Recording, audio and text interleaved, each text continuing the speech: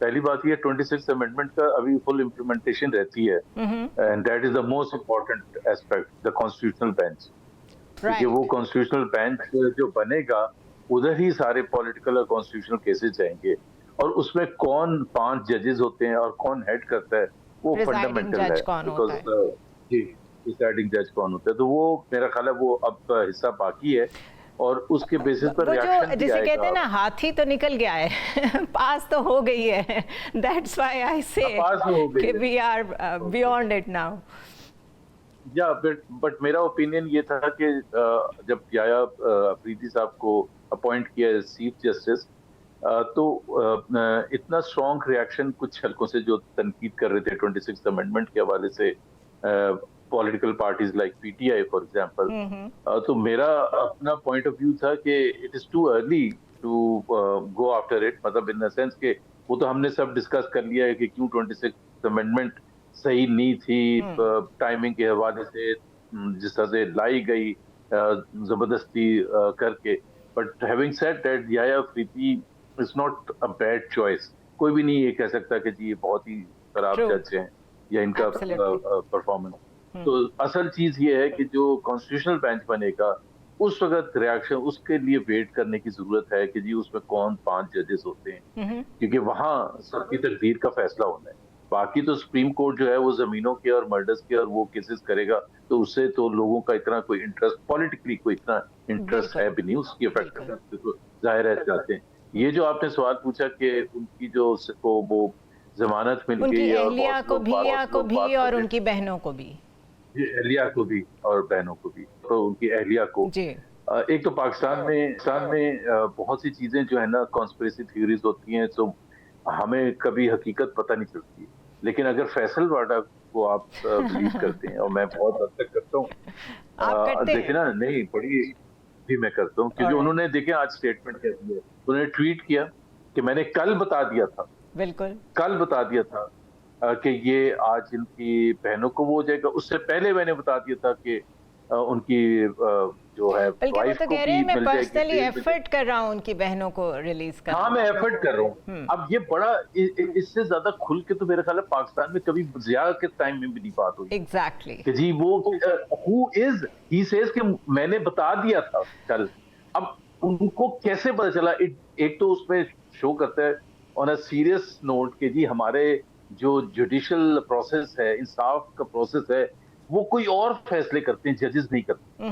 मैं कह रहा हूँ ना, अगर Faisal Vawda is to be believe, और इतने धड़ल्ले से वो कह रहे हैं, no one is calling him out, not even the sitting government, कि भाई Nobody फैसल is वाडा आप कैसी challenging बात him कर रहे either. हैं? हमें कोई सीनियर जर्नलिस्ट उनसे ये क्वेश्चन नहीं कर रहा, कोई जुडिशरी में से कोई उन्हें जज नहीं नहीं बुला कर रहा रहा।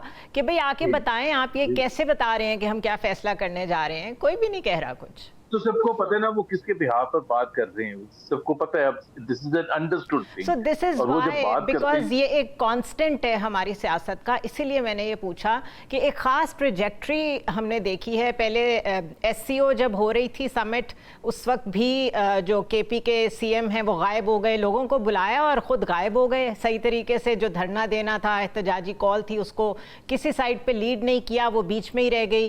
फिर मुसव्विदे पे मौलाना के साथ खड़े होकर बैरिस्टर गौहर ने कहा कि हमें ड्राफ्ट पे तो कोई प्रॉब्लम ही नहीं है, लेकिन जो हमारे साथ सलूक रवा रखा जा रहा है उसकी वजह से हम बॉयकॉट करते हैं। सो बहुत सारी इस तरह की चीज़ें हुई हैं पिछले 10-15 दिन में, 2 हफ्तों में, जिससे लगता है कि पीटीआई थोड़ा सा किसी और रास्ते पे जा रही है। पीटीआई का देखे, एक तो बड़ा क्लियर, एक तो पीटीआई ने बहुत ही खराब इनिशिएटिव्स लिए हैं, बहुत ही पुअर डिसीजंस किए हैं, जिसका आज नतीजा ये having the support of the majority of Pakistanis, उसका जो प्रेजेंट लीडरशिप है उसमें और वर्कर्स में एक बिल्कुल डिस्कनेक्ट आ गया। बिल्कुल ऐसे। वर्कर्स अब ट्रस्ट नहीं किसी को करते हैं, मतलब 50% को तो वो कहते हैं कि ये भी गद्दार है, ये भी इनकी भी शक्लें पहचान ले, इनकी भी शक्लें। और आपने जो रेफरेंस दिया था उसका बैरिस्टर गौहर का, और वो जब मौलाना के साथ, extremely poor from a political stand point, कि आप उसको एक छोटी चीजों के बेसिस पर अपोज कर रहे हैं। आप कह रहे हैं हमें फंडामेंटल कोई नहीं, और दूसरी तरफ सलमान अकरम राजा उसका तहस नहस कर रहे हैं उस 26 अमेंडमेंट की प्रेस कॉन्फ्रेंस पे बैठ के।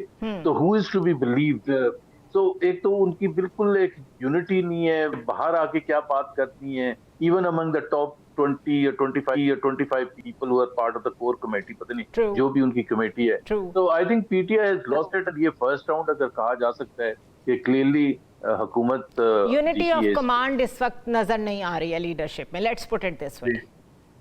जी बिल्कुल। और वैसे ही मैं अपने एक पर्सनल पॉइंट ऑफ व्यू से बात कर रही हूँ कि क्योंकि हम पहले ये बात कर रहे थे कि कुछ भी ऐसा नहीं हो रहा जिसको कोई चैलेंज करे, फैसल वाडा कुछ कह रहे हो, कोई और कुछ कह रहा हो, क्योंकि ऐसा लगा कि पहले भी एक धरना उन्होंने कॉल आउट कर दिया था कि मुझे इस्टेब्लिशमेंट ने रीच किया है कि इनको रोकें, मत करें, वहाँ पे एक मजहबी जमात भी है, हालात ख़राब हो सकते हैं। उसके बाद से ये स्पेकुलेशंस थी कि शायद बानी पीटीआई के साथ नेगोशिएशंस चल रही हैं। मैं उस पर्सपेक्टिव में बात कर रही हूँ कि आपको लगता है कि अब डाउन द रोड 26 अमेंडमेंट के बाद की जो पॉलिटिक्स हैं, देखें जो गवर्नमेंट ने करना था वो कर लिया, अब कॉन्टिन्यूटी की तरफ चीज़ें जाएंगी?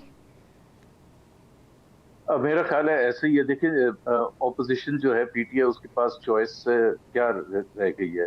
जाहिर है कोर्ट्स सब यूज करके देख लिया उन्होंने, जो टैक्टिक्स थे उनके पास सब यूज करके देख लिया। They have not been able to, let's admit, bring out people in the numbers जो चैलेंज कर सके हुकूमत। उनको अपॉर्चुनिटीज भी मिली, बहुत कुछ मिला। ये चीजें पहले होती हैं, बाद में नहीं तहरीक चलती है कि जब हो गया सब कुछ सेटल हो गया तो आप करते हैं। उसके साथ साथ सुनहरा, लेट्स नॉट फॉरगेट के इकोनॉमी जो है उसमें कोई इम्प्रूवमेंट भी नजर आ रही है। बहुत सी चीजें नहीं है सही, लेकिन अगर हम उसको पिछले साल से कंपेयर करेंगे और शो केस करने के लिए स्टॉक मार्केट भी ऊपर जा रहा है और एक स्टेबिलिटी, फॉरेन एक्सचेंज रिजर्व भी बढ़ रहे हैं, सो ऑन। तो एक वो गवर्नमेंट के पास एक सेल करने की पोजीशन है उस परसेप्शन को बिल्टअप करने के लिए कि देखें जी चीजें सही हो रही हैं। और अब अगर कोई ऐसे हमें कोई स्पॉइलर नहीं चाहिए, पानी का नुकसान होगा, हमें स्पॉइलर नहीं चाहिए। And therefore more crackdown if required, or negotiate whatever is Imran Khan के point of view से the best solution, whatever works। लेकिन वो जो आप negotiation की बहुत से लोग बात कर रहे हैं कि जी हो ही है और उसके नतीजे में ये आया है। अब इमरान खान की पर्सनैलिटी एक है जो हम थोड़ा बहुत समझते हैं, आप भी समझती हैं, हमने देखी है कि मेरा नहीं ख्याल है कि इमरान खान कोई ऐसी चीज एग्री करेंगे कि 2-3 साल के लिए वो खामोश होकर बैठ जाएं। उससे ज्यादा अच्छा तो ये है कि वो पॉलिटिक्स छोड़ने का ही इरादा करते हैं, अनाउंस करते हैं, वो ज्यादा अच्छा होगा। लेकिन just coming back to the Faisal वाडा's पॉइंट, जो बहुत इंपॉर्टेंट है कि इमरान खान इस वक्त इसलिए अंदर बंद नहीं है कि उन्होंने कानून की कोई खिलाफ वर्जी की है। इमरान खान इसलिए अंदर बंद हैं कि उनसे हुकूमत वक्त या एस्टैब्लिशमेंट को कंसर्न है कि जी वो बाहर निकलेंगे तो प्रॉब्लम होगा, और अगर वो अच्छे बच्चे बनने का वो करेंगे, इंडिया देंगे, तो मेरा ख्याल है उनको भी रिहाई मिल जाएगी या एग्जाइल मिल जाएगी। मुझे नहीं पता, but I am only speculating, but knowing Imran Khan All we can do is speculate, Zubair साहब। हम तो जब पास नहीं हो गई थी 26वीं तरमीम, तब तक हमें ये भी नहीं पता था कि इस तरमीम में क्या है।